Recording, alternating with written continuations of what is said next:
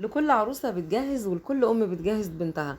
تعالي أقولك إيه هي الأعداد الضرورية للملابس الصيفي اللي أنا اشتريتها في جهاز بنتي، وهقولك كمان إيه الحاجات اللي طلعت عملية في اللبس ومش هتندمي لو اشتريتيها في جهازك، وإيه الحاجات اللي تقللي منها لأنك مش هتحتاجيها قوي. تعالوا بينا نسمي الله ونصلي على الرسول ونقول اللهم صل وسلم وبارك على سيدنا محمد وعلى آله وصحبه أجمعين. بصوا يا بنات، أكتر حاجة هتحتاجوها وهتحبوها في الشقة او تلبسيها في الشقة يعني هي الكاشات. الكاشات دي حاجة ممتازة جدا، بتبقى طرية على الجسم، شيك في نفس الوقت ومريحة جدا جدا جدا. الكاشات يا بنات هتبتدي من عدد 6. هتبتدي، ولما اقولك هتبتدي يعني انت لو عندك امكانيات هاتي اكتر، ما عندكيش ال6 هيبقوا حلوين وكويسين قوي. طبعا هتجيبي منهم الحمالات وهتجيبي القط وهتجيبي النص، فهتنوعي في الالوان والاشكال يعني مش كله هتجيبي نص كم او كله حمالات، نوعي. تعالوا بينا نروح بقى للهوت شورت، والهوت شورت ده تاني حاجه هتحتاجيه وهتحبيه جدا جدا في اللبس في الشقه. بس اهم حاجه هاتي الحاجات القطان، بلاش الستان، بلاش الستانات يا بنات. الستانات ما بتبقاش حلوه قوي، هتجيبي منها عدد قليله. طيب هنا هنجيب ايه؟ هنجيب 3 هوت شورت بحمالة، و3 قط، و3 هوت شورت اللي هو بنص كم، عشان تبقى انت كده نوعتي في الموديلات، وفي نفس الوقت لازم تنوعي طبعا في الاشكال. يبقى احنا قلنا 3 و3 و3 9. لو برضو انت ما عندكيش امكانيات ممكن تخليهم 2 و2 و2. طيب البيجامات طبعا الصيفي، هتجيبي 6، اقل حاجة 6، هتجيبي 6 بيجامات. وطبعا يعني في بيجامات بيبقى ليها موديلات تانية، يعني مش يعني انا مش عايزة اقولك 6 وبس، لا انت هتجيبي 6 بيجامات، وممكن تنوعي 6 تانيين من موديلات تاني مختلفة. يعني البيجامات دي في منها القط وفي بنص وفي بحمالات، فانت حاولي تنوعي. او ممكن تجيبي 9، تجيبي 3 و3 و3، 3 قطن اللي هم البيض اللي عليهم البطيخة واللي عليهم الاشكال دي، وتنوعي في الاربعة التانيين. الجلاليب البيتي طبعا الجلاليب بقى اللي بتبقى مفتوحة من الجناب ومش عارفة ايه وبيبقى فيها شغل دلع كده، والحاجات التايجر والكلام ده، هتجيبي برضو منهم 6. الاعداد اللي انا بقولك عليها دي الاعداد المعقولة، مش الاعداد الاوفر ومش الاعداد القليلة، المعقول. يعني انت حابة تزودي تنقصي دي حاجة بتاعتك انت. هنجيب 6 من الجلاليب البيتي، وخلي بالك احنا لسه في اول الفيديو قايلين هنجيب 6 من الكاشات. والكاش والجلابية البيتي فرقها ان دي الكاش قصير والجلابية بتكون طويلة. العبايات بتاعت العبايات الاستقبال، عبايات الاستقبال في منها نوعين. في منها السواريه، ده عشان تلبسيها يوم الصباحية لو انت هتلبسي عباية. وطبعا العبايات العادية للاستقبال العادي، يعني لو جالك ضيف، لو جالك اي حد، فانت بتحطي العباية. العبايات دي طبعا ده للناس المحجبات، يعني للمحجبات يعني. العبايات دي هتجيبي منها 6. هتجيبي من العبايات دي 6، وطبعا نزل منها عبايات ليها موديلات كتير وليها كده وحلوة بجد يعني، وليها زي حزام من ورا، فبتبقى شيك جدا. العبايات السواريه، بصي اقل حاجة هتجيبي 2 او 3. 2 او 3، هقولك ليه. العبايات السواريه دي هي بصوا هي عاملة زي القفطان.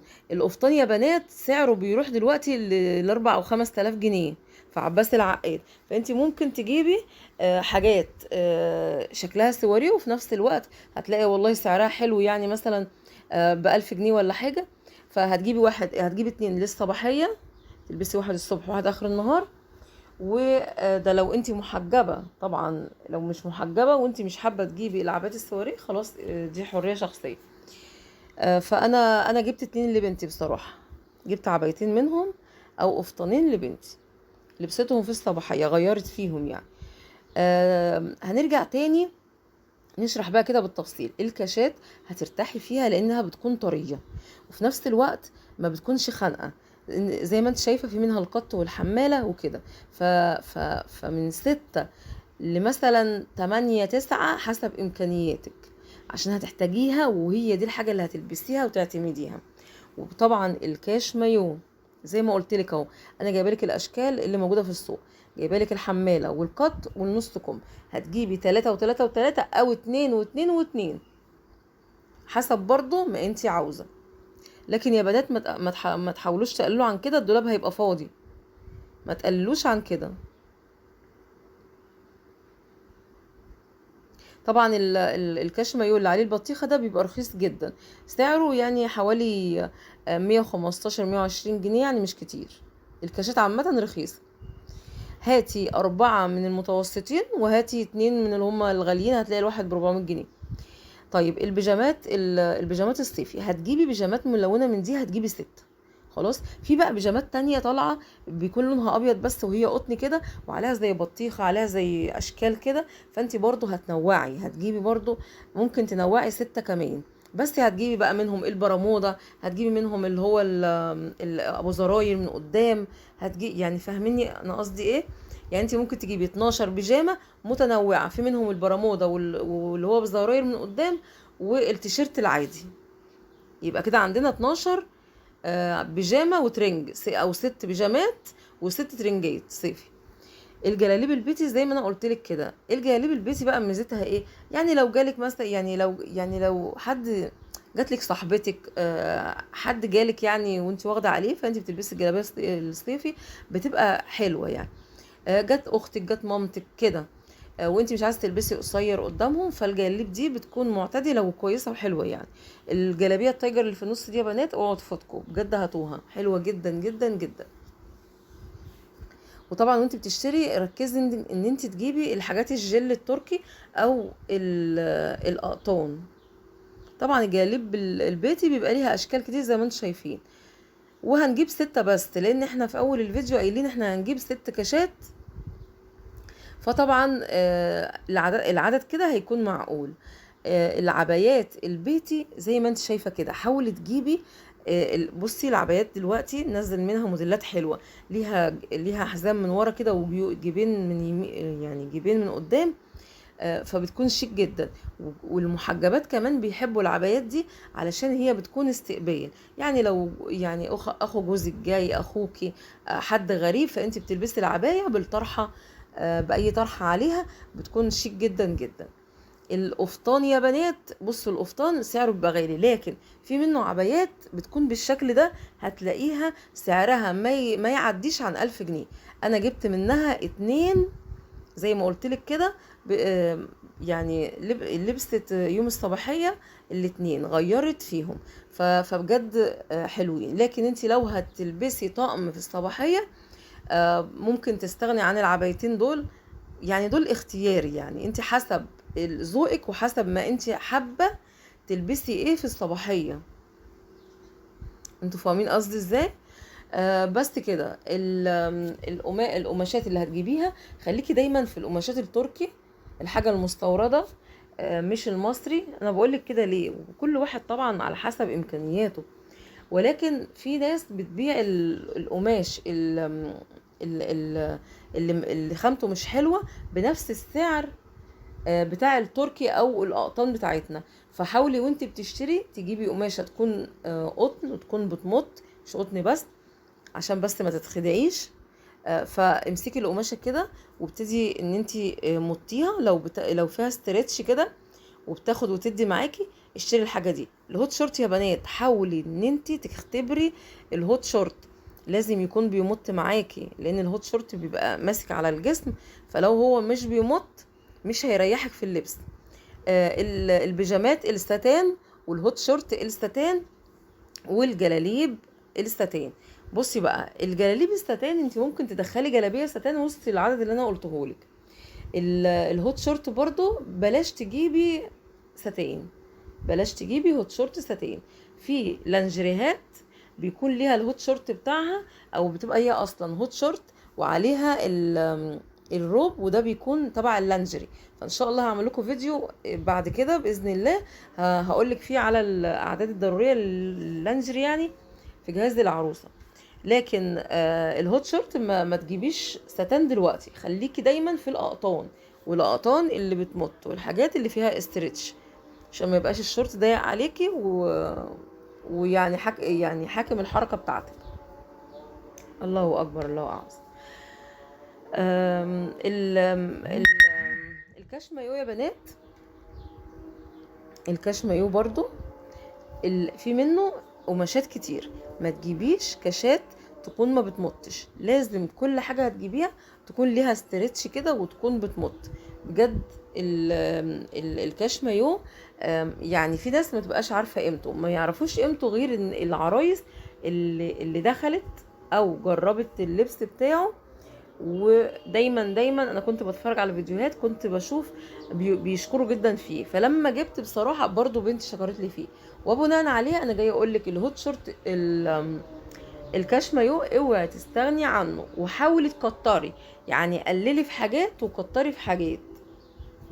وبرضو الهوت شورت برضو جميل جدا جدا. ومش كل الهوت شورت تجيبيه صغير كده ومحكوم، لا، في هوت شورت بيكون الشورت بتاعه واصل لغاية فوق الركبة، وفي هوت شورت بيكون صغير طالع لفوق كده، يعني مرفوع شوية او هو حجمه صغير.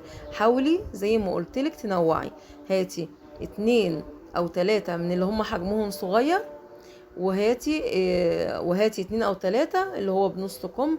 والهوت شورت بتاعه بيكون مبحبح شوية كده، وبيكون هو واصل لفوق الركبة بشوية، فبيكون يعني الأحجام، انك تنوعي الأحجام والأشكال كمان بتاع القطعة اللي فوق، سواء كانت بحمالة أو قط أو نص كم، فده هيبقى شيء جميل جدا جدا. وبرده في الكاش مايو هاتي بنص كم وهاتي قط وهاتي حمالة. خلاص، يبقى احنا كده لمينا الهدوم الصيفي. انا قلت لك البيجامات، لان البيجامات في منها كتير، فالبيجامات ممكن تجيبي منها 12، مش ممكن على فكرة، هو ده الطبيعي، هتجيبي 12، هتجيبي 6 ألوان بقى وحاجات، وكل ده هيبقى تيشيرتات، يعني النظام اللي هو ايه البنطلون والتيشيرت. لكن ال6 التانيين هتجيبي منهم فيهم مثلا 2 بزراير من قدام، عارفين اللي هو بيبقى ليه الياقة كده ده، وبيكون قطن ولونه ابيض، وعليه رسومات وحاجات. فحاولي ان انت تجيبي 6 تنوعي. ممكن تجيبي 1 بيجامة ستان، تجيبي 2 قطن في ال6 اللي هننوع فيهم. وطبعا زي ما انتوا عارفين البيجامات اللي هي مفتوحة من قدام دي في منها الستان وفي منها القطن، فهتجيبي 2 قطن، وهتجيبي مثلا 2 يا 6 ستان. لو انت مش حابه الستان قوي هاتي 1 ستان. لكن خلي بالك، برجع اقول لك تاني، ال6 اللي قلنا هنجيبهم في الاول 6 بيجامات دول هيبقوا نظام تيشرتات. هنرجع لل6 اللي هننوعهم. قلنا هنجيب 2 ستان و2 مفتوحين من قدام، هتجيبي بقى 4 برمودا، اللي هو بيكون البنطلون بتاعه قصير، وفي نفس الوقت ال4 البرمودا دول هتنوعي فيهم. هتجيبي برضو هتجيبي مثلا 2 قط و2 حمالات. بلاش برمودا نص كم عشان ما يخنقش، هو كده كده بيكون قصير من فوق ومن تحت، بحيث ان هو يبقى مريح بالنسبه لك. ادي اشكال الترنجات اللي انا قلت لك عليها. ودي بص شايفين الاشكال اهو، الكاش مايو في النص اهو، وجنبه البرمودا اللي هو الطقم الاحمر ده، والبيجامات وعندك بيجامه اهو نظام مفتوح او 7، يعني حاولي تنوعي. وعندك كمان الترنج اللي هو نظام تيشيرت، فحاولي تنوعي، انت فاهمه قصدي. والجلابي البيتي ما تجيبيش اكتر من 6 انا رايي، بس حاولي بقى ايه، يعني تجيبي القصير والطويل، يعني لان في جلاليب بيتي دلوقتي برضو بالحزام بتاعها من ورا وبالجيبين من الجوانب، في منها القصير وفي الطويل. ممكن تجيبي 3 طوال، وتجيبي 3 اللي هما بيكونوا قصيرين. الجلابيه يا بنات غير الكاش مايو، الكاش مايو ده بيكون حاجه قطن كده او جل وماسكه على جسمك وانتي لابساها، بتاخد شكل الجسم وبتكون قصيره وحمالات او قط. لكن الجلاليب بتكون دايما